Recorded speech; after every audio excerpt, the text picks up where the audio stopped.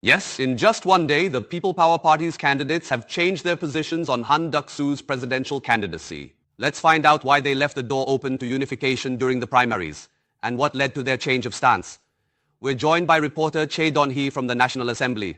Reporter Choi, candidate Hong Jun-pyo was in the same place just 2 days ago. At that time, he firmly stated that Han Duck-soo shouldn't pursue the presidency. So what could have led to this change? Signs of this change began to appear last evening. Until yesterday afternoon, there was significant opposition to unification. Maybe they're just trying to throw a wrench in the works. When I saw how they were pushing that person forward, I thought it was all part of a plan to merge with Lee Jae-myung. That's the thought I had. However, their stance suddenly shifted dramatically in the evening. So they opposed it during the day, but supported it in the evening. What happened in between? Well, it's true that the change of position aligns with their usual style. But it's very likely they carefully weighed the political pros and cons. They probably judged that unification would be more beneficial than pursuing an independent path. We need to pay attention to this statement. The state of emergency was resolved through impeachment, and now we only have the goal of winning the presidential election.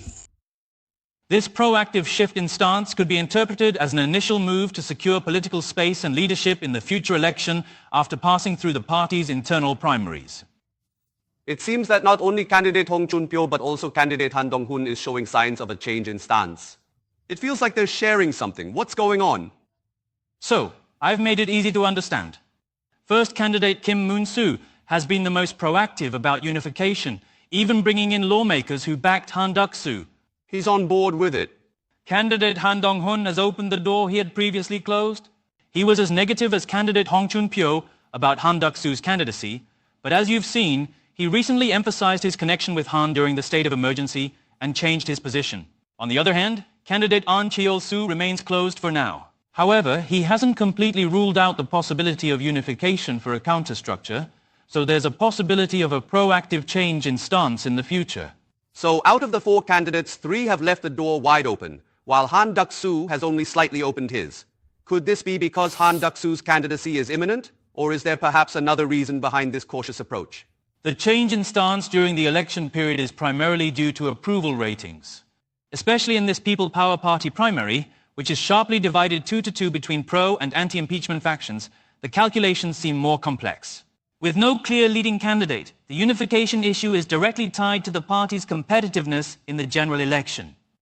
This is why there's talk of the need for strategic choices. Conservative supporters could strategically choose a candidate who actively supports a big tent aimed at winning the presidential election. A campaign official said, "In this primary where the party sentiment accounts for 50%, whether we like it or not, it's hard to ignore the internal consensus on nominating Han Duck-soo." So, in the end, the most critical factor in the upcoming People Power Party primary seems to be unification. What process do you expect it to follow? Many analyses suggest that this reflects the People Power Party's desperation to shake up the tilted playing field somehow. The best scenario to lead the presidential election favorably is a strong 1-to-1 rivalry. And for that, no strategy is more impactful than unification. However, there are additional variables. Even if they unify with Han Duck-soo, the Reformist Party's candidate Lee Chun-suk remains a challenge. It's like climbing one mountain after another, which is why they keep sending love calls to Lee despite his firm rejection. It's clear that unification, which was initially a variable in the primary, has now become a constant in the People Power Party primary. We'll have to wait and see if this discussion leads to the so-called Big Tent. This is Choi Don-hee from the Political Desk. Thank you.